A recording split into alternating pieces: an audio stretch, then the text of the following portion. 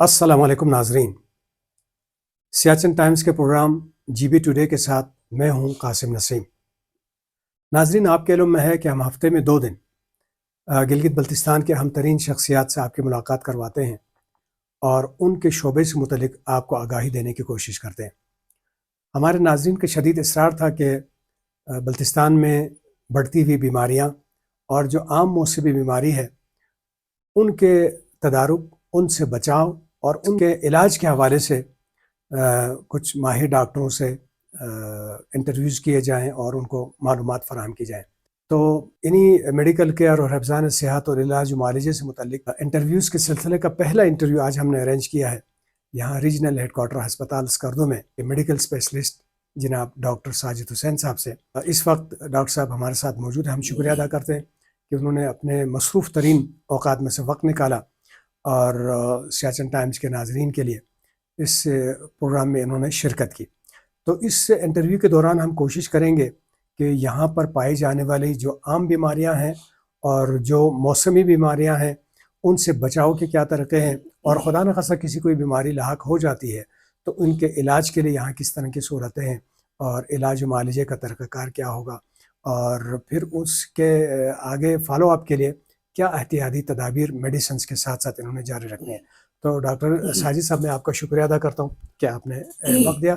तो गुफ्तगू का आगाज़ हम इस तरह करेंगे कि क्योंकि इस वक्त सीज़न जो है, मौसम एक ट्रांजिशनल पीरियड में है, सर्दियों से हम बाहर और फिर गर्मियों की तरफ जा रहे हैं, तो उमूमन इसमें मुख्तलिफ बीमारियाँ देखने में आती हैं।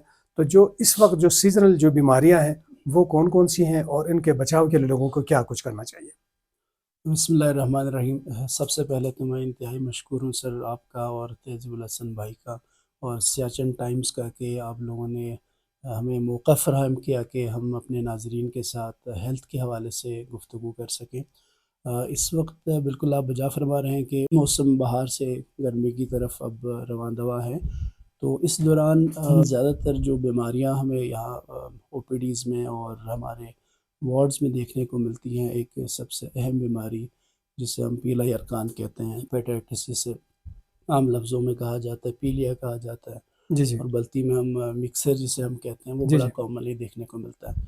तो और इसके अलावा जो सांस की तकलीफ़ के साथ जो मरीज़ हमारे पास आते हैं थ्रू आउट साल भर चलते हैं, लेकिन जब जैसे ये मौसम में तब्दीली आती है, स्पेशली स्कर्दू में जो शाम में हवा चलती है और पोलन्स भी की वजह से जो पहले से दमे के मरीज़ हैं उनमें दमे की शिकायत में इजाफ़ा होता है, तो ये बीमारियाँ कॉमनली आ रही हैं। जो ठीक हम यरकान की जो मैं बात कर रहा हूँ वो बेसिकली काला यरकान नहीं है, ठीक पीला यरकान जो ज़्यादातर मौसम की तब्दीली और थोड़ा-सा गर्मी की तरफ जाने से पानी की वजह से जो होता है, वो बड़ा कॉमनली हमें देखने को मिलता है इस वक़्त। जी। तो डॉक्टर साहब, ये हो गई जो सीज़नल बीमारियां हैं और इस सीज़न में ख़ास तौर पर जो बीमारी लाते हैं, वैसे ही उमूमन हमारे वेदर कंडीशंस के लिहाज से हमारे जोग्राफिया जो मखसूस है, जितना हम सतह समंदर से बुलंदी पर है, तो यहाँ साल भर में आम तौर पर कौन कौन सी ऐसी बीमारियां हैं जो ज़्यादा जो मरीज़ शिकायत के साथ यहाँ आते हैं?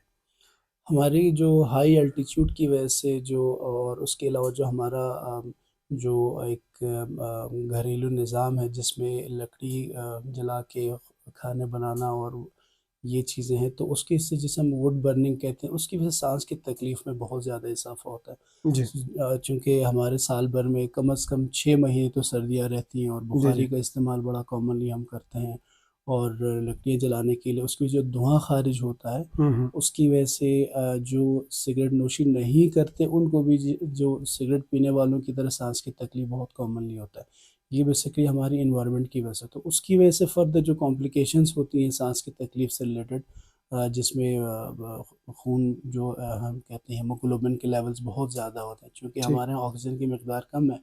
तो जब भी ऑक्सीजन सर्दियों में ख़ास तौर से कम हो तो बॉडी रिएक्शनरी तौर पे ब्लड ज़्यादा बनाती है ताकि बॉडी की ऑक्सीजन रिक्वायरमेंट पूरी हो सके, जिसे हम मेडिकल टर्म में पॉलीसाइथीमिया कहते हैं। तो ठीक। जब भी पॉलीसाइथीमिया में खून की मिकदार जिस्म में ज़्यादा, तो उससे रिलेटेड दिल की तकलीफ़ में काफ़ी इज़ाफ़ा हो जाता होता है, और उसके अलावा ब्लड प्रेशर के भी बढ़ने का मरीज़ चांस। ज़्यादा मरीज़ हमारे देखने को मिलते हैं। तो ये प्रॉब्लम जो है हमारी जो जोग्राफ़ी जो हमारा स्ट्रक्चर है उसकी वजह से हमें ज़्यादा देखने को मिलती हैं। और हमारी जो रूटीन हमारे जो कल्चर्स हैं जिसमें ये मैंने बताया कि सर्दियों में हम لکڑیاں جلاتے ہیں زیادہ، تو اس کی وجہ سے جو اور دھواں خارج کھڑکیاں اور ان سب پہ ہم پلاسٹک وغیرہ بالکل چڑھا کے باہر سے آکسیجن کا جو سورس سارا جو ہے وہ جی بند ہو جاتا بالکل، ہے. آپ بالکل صحیح فرما رہے ہیں. تو بالکل ایئر ٹائٹ ہوتا ہے، دھواں اگر وہاں پہ خارج ہو تو کمرے سے دھواں اخراج ہونے کا نظام ہوتا نہیں ہے، کوئی ایگزاسٹ وغیرہ چھوٹی سی جگہ پہ بھی نہیں ہوتا، تو وہ دھواں جو ہے آپ کے پھیپھڑوں کو خراب کرتی ہے، تو اس کی ٹھیک. وجہ سے سانس کی تکلیف میں بہت دشواریاں ہوتی ہیں. ڈاکٹر صاحب یہاں پہ عام مشاہدے میں ایک چیز آئی ہے کہ بلتستان میں سال بہ سال جو امراض قلب ہے اور کینسر کے جو امراض ہیں اس میں اضافہ ہوتا جا رہا ہے، اور مریضوں کی بڑی تعداد ہے جو ہر سال مختلف شہروں کا رخ کرتے ہیں ان دونوں امراض کی وجہ سے، اور یقیناً یہ دونوں جان لیوا بھی ہے اور زیادہ ان کا علاج بھی مہنگا ہے.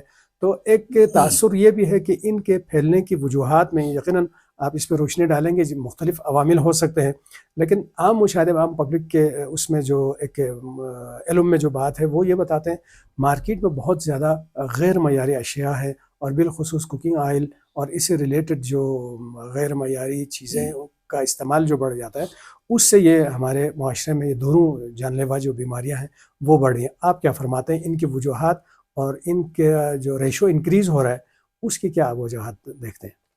آپ بالکل آپ نے بہت خوبصورت سوال کیا. اس حوالے سے کینسر کے امراض میں کافی حد تک ہمیں اضافہ دیکھنے کو ملتا ہے. اس کے علاوہ خاص طور سے دل کی بیماریوں میں کافی زیادہ اضافہ دیکھنے کو ملتا ہے. اوورآل پوری دنیا میں اگر ہم دیکھیں تو یہ جو دل کی بیماریاں اور کینسر کی جو ہے مرض، اس میں اضافہ دیکھا گیا ہے. جی. ہمارے علاقے میں خاص طور سے اس کی وجوہات آپ بالکل بجا فرما رہے ہیں کہ جو ہماری غیر معیاری اشیاء ہیں جو مارکیٹ میں اسپیشلی کوکنگ آئل ہو گئی، یا جو ہماری گوشت جو اویلیبل ہوتی ہیں مرغیوں کی، جو برائلر مرغیاں ہیں، یا پھر بھینس کا گوشت ہے جسے دودھ حاصل کرنے کے لیے بھینس میں خاص طور سے کچھ ایسی انجیکشن لگائی جاتی ہیں جو لیٹر آن اس کے اثرات گوشت میں بھی رہتے ہیں، تو اس کی وجہ سے بھی کارڈیک پرابلمز اور کینسر کی جو ہے بیماریاں زیادہ ہوتی ہیں. ٹھیک. لیکن اس حوالے سے ایک چیز بہت اہم ہے، ہمیں تھوڑا سا جو ہے اپنے لائف سٹائل موڈیفیکیشن جسے ہم کہتے ہیں، ٹھیک. اپنی روزمرہ زندگی میں جو ہم کام کرتے ہیں اس میں تبدیلی بہت ضروری ہے. جی. بجائے اس کے کہ ہم صرف بازار سے غیر معیاری اشیاء کو کوستے رہیں، تو میرے خیال سے ہمیں اپنی جو ہے لائف سٹائل میں چینجز لانے کی ضرورت ہے. ٹھیک. اس میں خاص طور سے جو ہے ورزش نہ کرنا، مطلب ٹھیک. ان ایکٹیویٹی جو فزیکل ان ایکٹیویٹی ہے وہ بہت بڑی ریزن ہے کسی بھی کارڈیک بیماری کے لیے. ٹھیک. اگر آپ فزیکل ان ایکٹیویٹی سے مراد یہ ہے کہ آپ ورزش نہیں کرتے، ٹھیک. کہا یہ جاتا ہے کم از کم ڈیلی آدھا گھنٹے کے لیے ورزش ایسے کرنی چاہیے کہ آپ کو پسینہ آئے، آپ کی دل کی دھڑکن تیز ہو اور آپ کا سانس پھولے. ٹھیک. ہمارے عام لوگوں کا خیال یہ ہوتا ہے کہ کبھی کسی کو کہتے ہیں کہ اس بندے کو جو ہے نا ہارٹ اٹیک ہو گیا، تو لوگ یہ کہتے ہیں وہ تو یار سارا دن چلتا رہتا تھا پھر بھی اس کو ہارٹ اٹیک کیسے ہو گیا. اس میں اصل میں جو کارڈیک پروٹوکولز ہیں جس سے آپ کی دل کی صحت بہتر ہوتی ہے، اس کے لیے صرف چلنا یا عام واک کرنا کافی نہیں ہے. ٹھیک.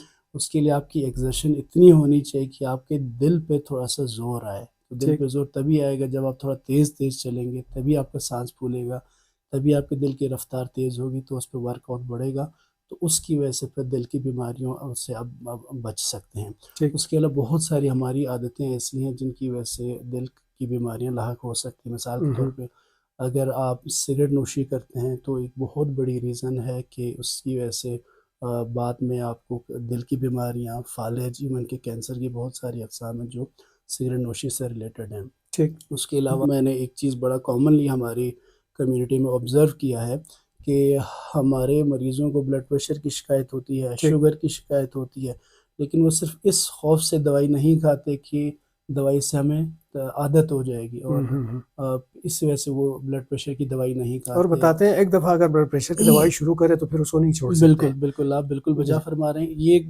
بہت ہی جو ہے نا مسکنسپشن ہے ہمارے ہاں ٹھیک. کہ بی پی کی دوائی اگر شروع کریں گے تو عادی ہو جائیں گے اور پھر دوبارہ چھوڑی نہیں جا سکتی، حالانکہ ٹھیک. ایسے نہیں ہے. بلڈ پریشر کے مریضوں کو بی پی کی دوائی ریگولر لینی چاہیے تاکہ اس کے کمپلیکیشن سے بچ سکیں. ٹھیک. اسی کی کمپلیکیشن میں ایک ہارٹ کی بیماریاں ہیں جو آپ ٹھیک. فرما رہے ہیں. اسی طرح شوگر ہو گئی، تو اس میں بھی اکثر لوگ یہی کہتے ہیں کہ شوگر کی بیماری کی دوائی کھائیں گے تو پھر زندگی بھر کھانی پڑے گی۔ ٹھیک اس میں بالکل حقیقت ہے کہ دوائی اگر آپ کا شوگر کنٹرول نہیں ہے، بی پی کنٹرول نہیں ہے، دوائی تو کھانی پڑے گی۔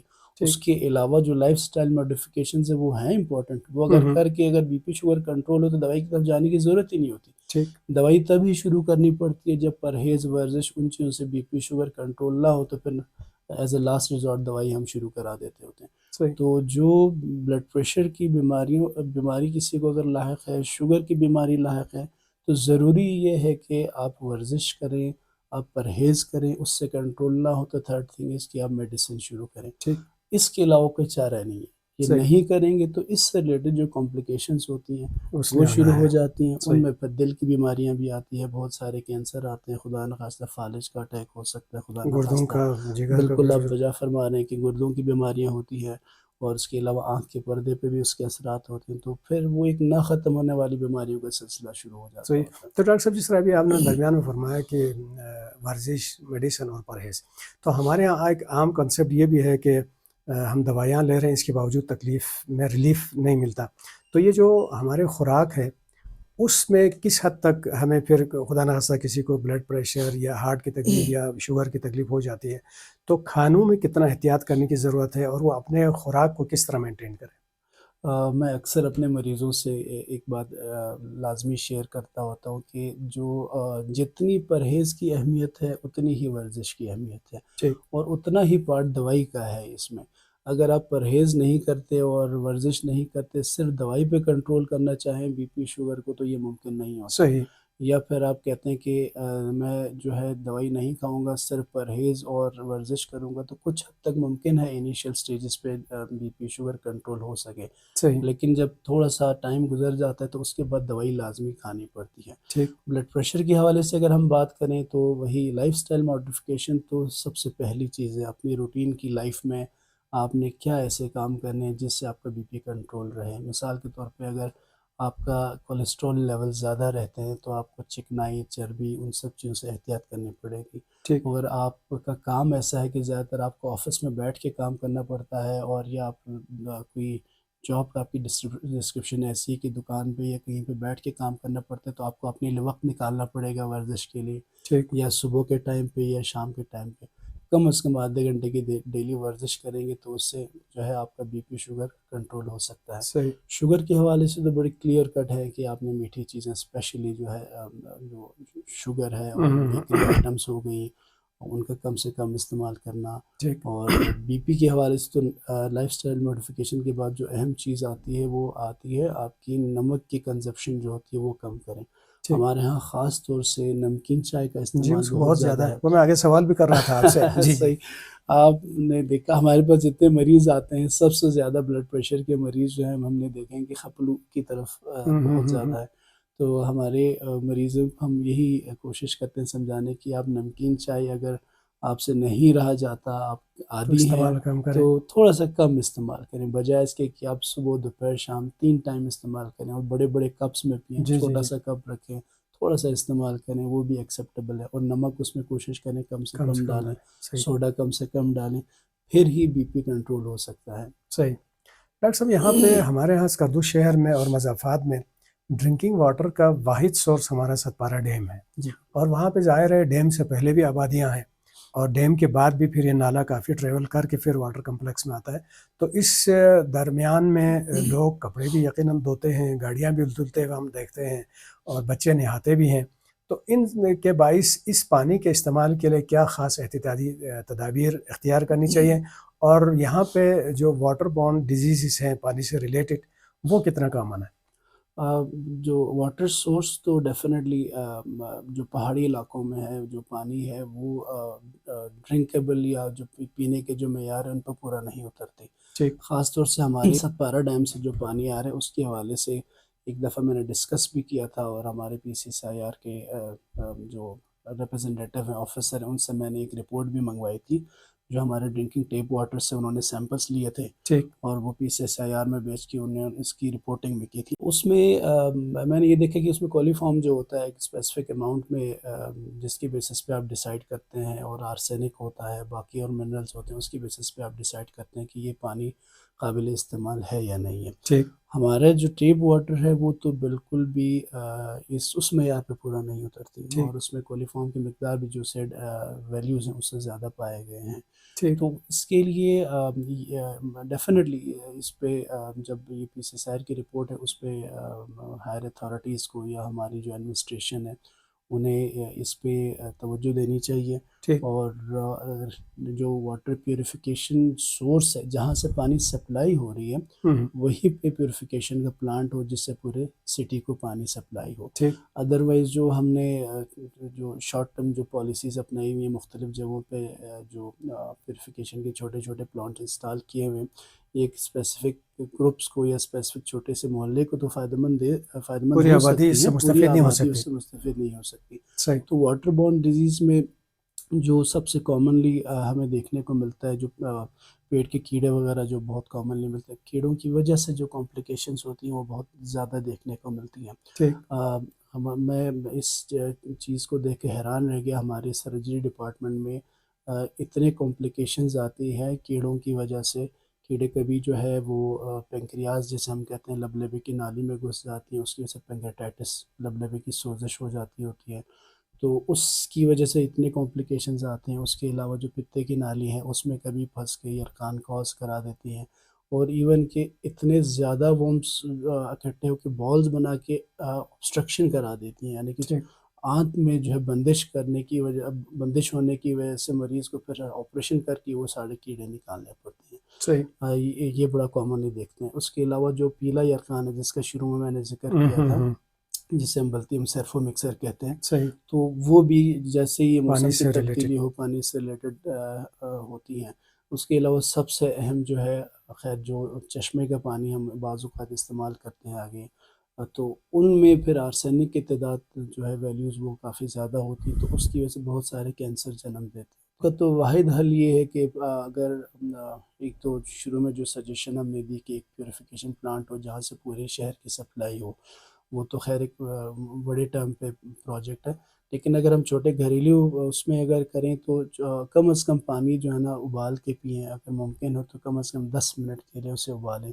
اس کے علاوہ جو کلورین کے ٹیبلٹس آتے ہیں جو پانی کو صاف کرنے کے لیے استعمال ہوتی ہیں، اس کے علاوہ چھوٹے چھوٹے آپ پیوریفیکیشن یونٹس آپ گھر پہ بھی لگا سکتے ہیں اگر افورڈ کر سکتے ہیں، تو اس طرح آپ تو بچ یہ سکتے جہاں ہیں۔ تک بوائل کرنے کا تعلق ہے، ابھی آپ نے جس طرح فرمایا شروع میں پی سی ایس آئر کا آپ نے حوالہ دیا اس لیبارٹری کا، اور اس میں آرسینک یا مختلف پارٹیکلس یا کم یا زیادہ پائے جاتے ہیں، جی جی تو بوائل کرنے کا جو میرے اپنی سوچ ہے جو سمجھ آتی ہے، اگر اس میں مختلف جراثیم ہیں تو بوائل کرنے سے وہ تو مر گئے، لیکن اب جس طرح آپ فرما رہے ہیں مختلف پارٹیکلس یا اس میں کم ہے یا زیادہ ہے، تو بوائل کرنے سے کیا وہ بھی مسئلہ دور ہوگا، وہ بیلنس پانی بن سکتا ہے پھر؟ نہیں وہ ڈیفینیٹلی جو ہیوی میٹلز ہیں جو ایلیمنٹس ہیں ان کی تعداد تو کم نہیں ہو سکتی، لیکن یہ کہ اس میں ایک آپ یہ کر سکتے ہیں کہ بوائل کرنے کے بعد جو اوپر سطح والا پانی اسے استعمال کریں، اور جو بیٹھ جائے پانی اسے آپ ضائع کر سکتے ہوتے ہیں۔ اچھا اس سے فائدہ ہوگا؟ جی اس سے کچھ نہ کچھ فوائد مل سکتے ہوتے ہیں۔ باقی جو جراثیم جو کولیفارم وغیرہ یا ہیپیٹائٹس اے کے یا ہیپیٹائٹس ای کے جو وائرسز ہیں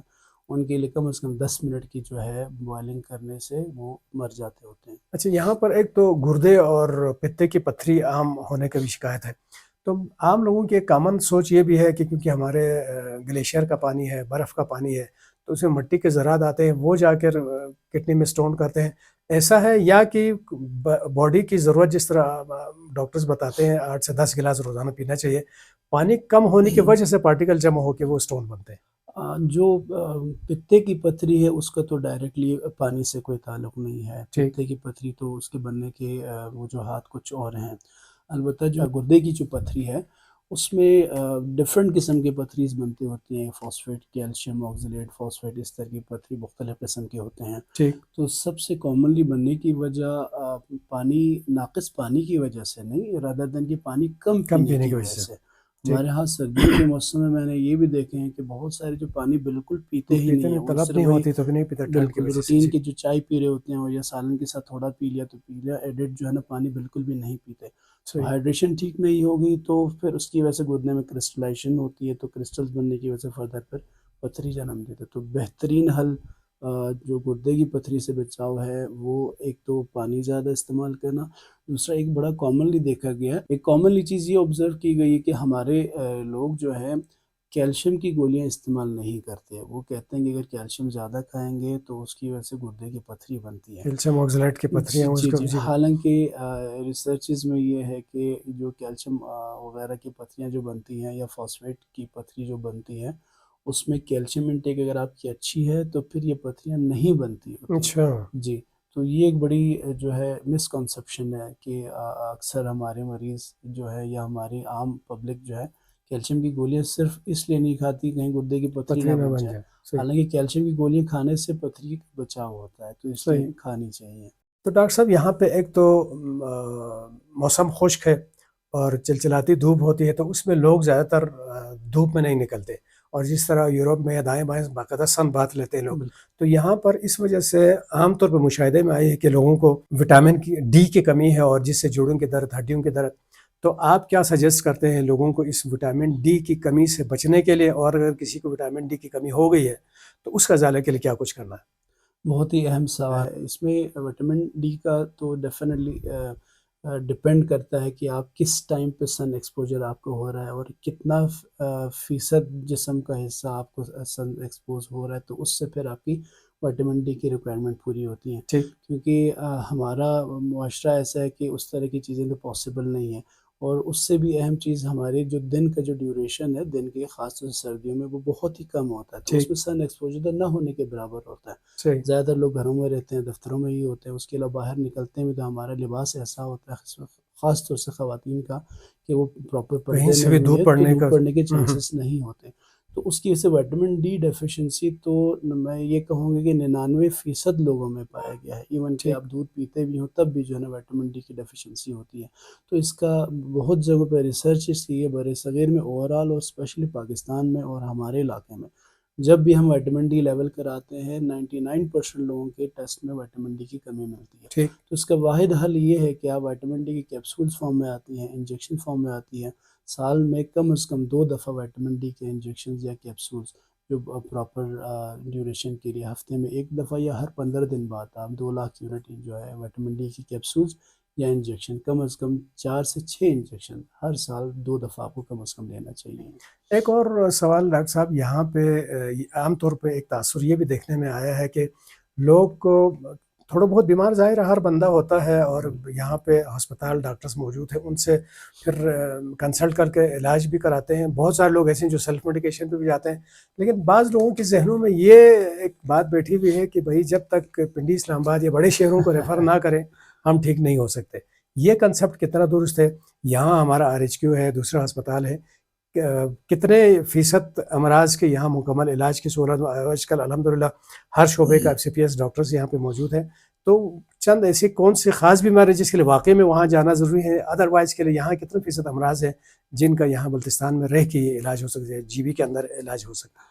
سر یہ تو آپ نے میرے دل کی بات جو ہے نا اپنے زبان سے ادا کی ہے. کوئی بھی بیماری ریفرل کے حوالے سے تھوڑی چیز سمجھنے کی ضرورت ہے. جی. صرف ریفر جو ہے، اکثر مریض جو ہمیں یہ کہتے ہیں کہ ہم اس کو اگر پنڈی لے جائیں تو کیسا رہے گا.